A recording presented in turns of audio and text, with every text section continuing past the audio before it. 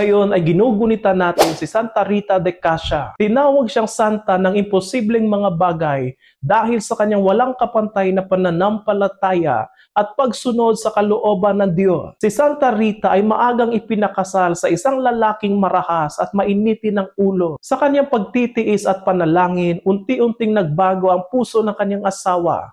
Pero kinalaunan ay pinaslang ito. Nang ang kanyang dalawang anak ay namatay din, siya ay pumasok sa monasteryo ng mga Agustino. Nang siya ay naging madre, naging masunurin siyang alagad ni Jesus. Isang araw habang siya ay nagdarasal sa harap ng krus, natanggap niya ang stigmata sa kanyang noo. Isang sugat na simbolo ng koronang tinik ng ating Panginoong Jesus. Ang sugat na iyon ay naging korona ng pakikiisa niya kay Kristo. Ang buhay ni Santa Rita ay paalaala na walang imposibleng sitwasyon sa harap ng Diyos. Maaaring masalimuot ang ating buhay, puno ng problema at pagdurusa.